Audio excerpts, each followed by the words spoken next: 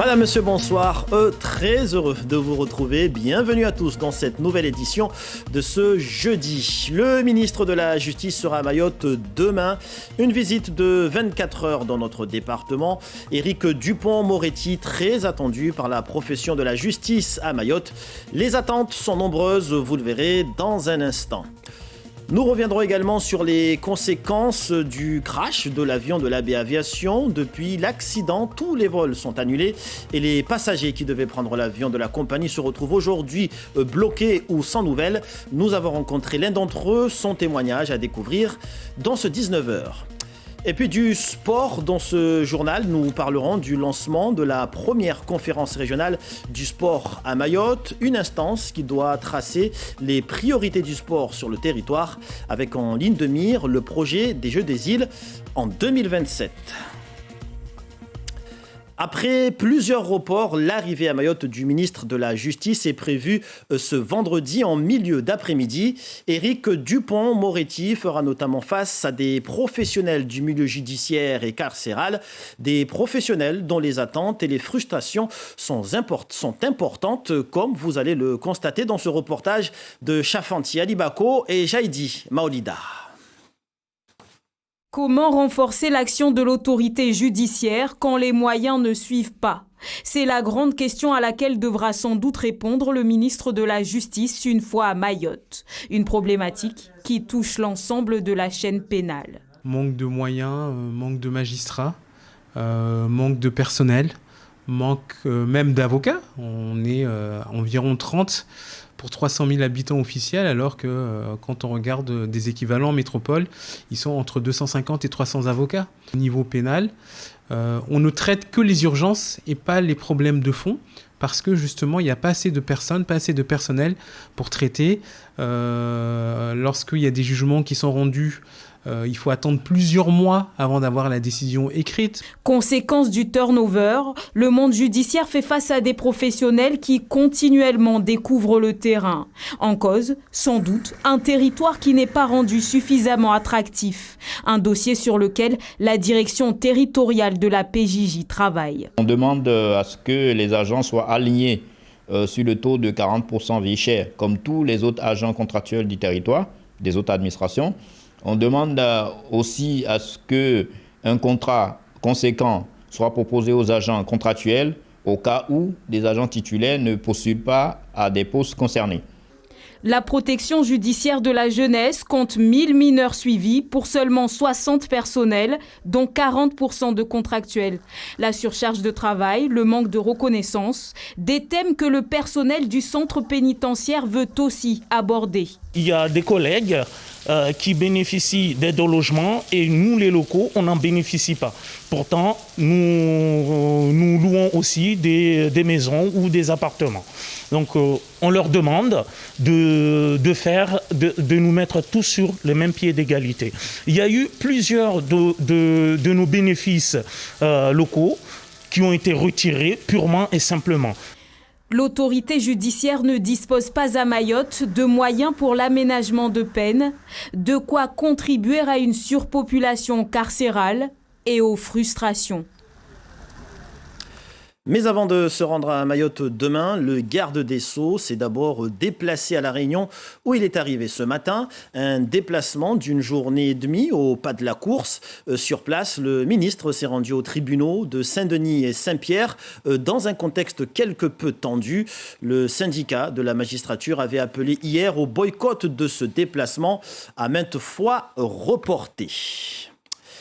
Politique toujours, et on parle de la présidentielle. Ce soir, nous allons aborder un aspect incontournable concernant les candidats. Il s'agit du financement de leur campagne, un financement rigoureusement encadré par la loi, comme nous le précise Laurence Théatin.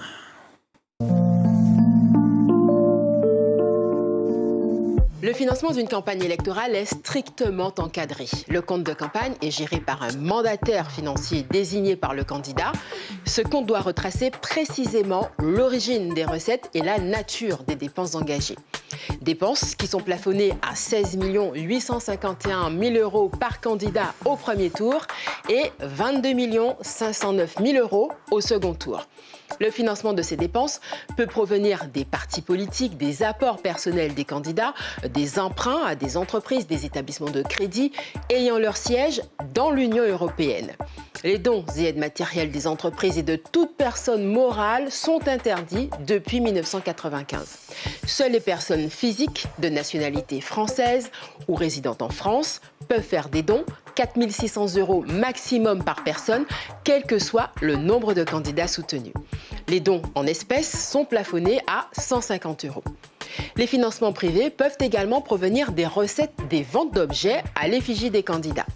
Les recettes, elles, ne sont pas plafonnées. L'État finance également la campagne électorale en versant à chaque candidat une avance forfaitaire de 200 000 € dès la publication de la liste officielle des candidats. Dans les comptes de campagne, cette avance doit figurer comme un apport personnel. Les frais de campagne officiels à la radio, à la télévision, des professions de foi des candidats et des affiches sur les emplacements officiels sont également financés par l'État, dépenses qui, en revanche, ne doivent pas figurer dans les comptes de campagne. Les candidats ayant recueilli moins de 5% des suffrages au premier tour ont droit à un remboursement des frais de campagne à hauteur de 4,75% du plafond des dépenses autorisées, 47,5% pour les autres candidats. Au second tour, le remboursement s'élève à 47,5% du plafond des dépenses autorisées pour le second tour. Enfin, sachez qu'un État étranger n'a plus le droit de financer une campagne électorale depuis 2017. Un financement de campagne qui doit répondre à des règles strictes et indispensables. Et pour les détailler, nous sommes avec Miss Baodine Bakar. Bonsoir. Bonsoir Papineau. Alors, Miss Bakar, arrêtons-nous sur deux éléments indispensables dans le financement de la campagne. On commence avec le mandataire financier. Oui, tout à fait, Papineau. Là, il s'agit du financement pour la campagne pour la présidentielle, mais c'est presque la même chose pour les autres échéances. Alors, il faut d'abord un mandataire financier, un mandataire unique qui va ouvrir un compte bancaire unique retraçant les mouvements financiers du compte. La déclaration du mandataire doit intervenir avant toute collecte de fonds. Seul le mandataire a la signature sur ce compte. Il règle seul l'ensemble des dépenses de la campagne. Il faut également un expert comptable et le mandataire peut être physique ou moral. Deuxième élément indispensable, le compte de campagne. Alors c'est là où le mandataire financier doit travailler en étroite collaboration avec l'expert comptable. Et le compte de campagne est obligatoire pour tous les candidats et il doit comporter les informations comptables, le relevé et les justificatifs des dépenses payées et des recettes perçues par le mandataire, le relevé et les justificatifs des dépenses payées par les partis politiques et les évaluations des concours en nature consentis par le candidat. Et du coup, quelles sont les conséquences si on ne présente pas un compte sincère ? Alors, le gendarme, c'est la Commission nationale des comptes de campagne et des financements politiques. Et là, pour contrôler, elle peut soit prononcer l'inéligibilité du candidat et le déclarer démissionnaire d'office dans le cas d'un candidat élu. Et elle peut également réduire le montant du remboursement des frais de campagne. Miss Baodine Bakar, merci pour toutes ces précisions. Un mot sur les intempéries qui touchent notre département. Mayotte qui reste en vigilance orange, forte pluie, orage, des fortes précipitations qui ont d'ailleurs aujourd'hui entraîné un glissement de terrain à Ajangwa, dans la commune de Dembéni. Près de 10 mètres cubes de boue ont été dégagés par les engins de la DEAL au niveau du virage avant la descente vers le village d'Ajangwa. L'éboulement de la falaise a rendu la route dangereuse. Le nettoyage s'est effectué pour éviter des effets d'aquaplaning. Image signée ici, Hachim Saïd Hachim et Fahar Housseni.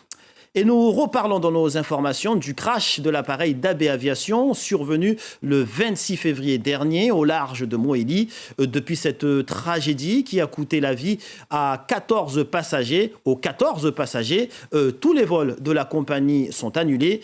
Et à Mayotte, nombreux sont les passagers qui subissent les répercussions de cette situation. À l'instar de Michel Toumoulin, il s'est confié à Ilouna Youssoufa et Fahar Housseni.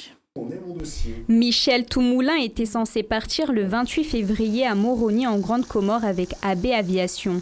Mais son vol a été annulé en raison du crash d'un des appareils de la compagnie aérienne il y a plus d'une semaine et qui a causé la mort de 14 personnes à son bord. À ce jour, le passager dispose seulement d'un SMS lui indiquant l'annulation du vol la veille de son départ. Dans le prolongement du SMS que je reçois le 27 au soir, merci de me recontacter. Faut-il que je me présente à l'aéroport de Daoudzi demain? Bien à vous. Le jeudi 3 mars, monsieur, je n'ai toujours aucune nouvelle de la compagnie pour le remboursement de mon billet d'avion. Dois-je me présenter à l'aéroport de Daoudzi? J'ai acheté mon billet en ligne, il est aisé de me le rembourser. Dans l'attente de votre retour, bien à vous. Quelques jours plus tard, le samedi, monsieur, je me permets de vous relancer car la compagnie reste silencieuse. C'est inédit et incompréhensible. La situation du moment ne justifie pas cette absence de communication. J'attends votre retour. Plusieurs relancent mais aucune réponse. Mais le passager ne se décourage pas pour autant. Ce n'est pas cet accident regrettable qui affecte non seulement les familles, mais aussi les Comores. Si demain je bénéficie d'un avoir, c'est sans appréhension que je reprendrai effectivement l'avion avec la compagnie AB. Comme Michel Toumoulin, il serait environ 21 passagers impactés par l'interruption des vols. Contactés par mail, AB Aviation confirme la possibilité pour les voyageurs d'obtenir un avoir ou de modifier leur date. La reprise des liaisons entre Daoudzi et Moroni est prévue à partir du 23 mars prochain, selon la compagnie aérienne. Après plusieurs mois de blocage de la CIMAD à Mamoudzou, des discussions ont eu lieu cet après-midi au conseil départemental entre l'association qui vient en aide aux étrangers et le collectif des citoyens de Mayotte 2018.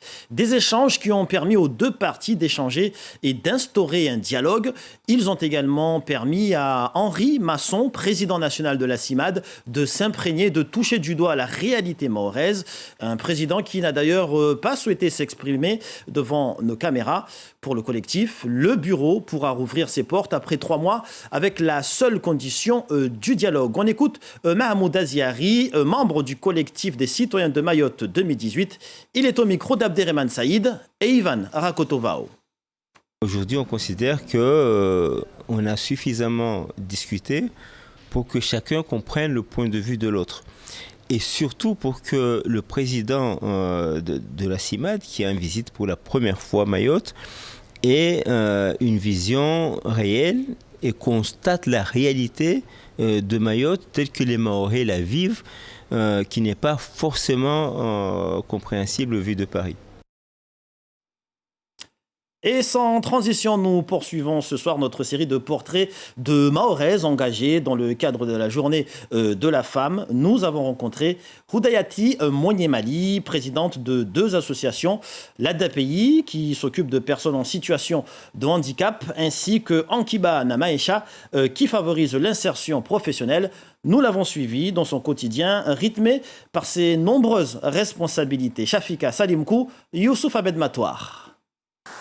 Le téléphone accroché à son oreille d'un côté, les yeux rivés sur les dossiers de l'autre, Houdayati Monyemali n'a pas une minute à perdre.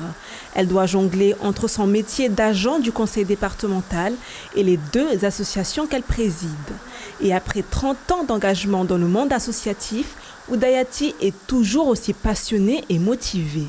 La motivation de ces actions, c'est le fait que moi j'aime bien m'engager, le fait que mon histoire personnelle qui m'a donné cette volonté, qui m'a donné cette motivation pour aller de l'avant et créer des associations, créer des choses chaque fois. Avec ces deux associations, la DAPI qui s'occupe des personnes en situation de handicap et Ankibana Maïcha qui favorise l'insertion professionnelle, Oudayati Monyemali est à la tête de 29 salariés et elle a tissé des liens forts avec la plupart d'entre eux. C'est plus simple en fait de discuter avec Madame Monyemali Oudayati vu que c'est une femme et il y a beaucoup de choses que, en tant que femme, on peut en parler. Ici dans l'association, mes 4 collègues permanents, ils sont tous des hommes. Il n'y a que elle comme femme. Du coup, en fait, ça me soutient d'être 2 femmes ici à la structure. Soucieuse de ne laisser aucune association dans le besoin, Oudayati partage son temps entre les 2 structures.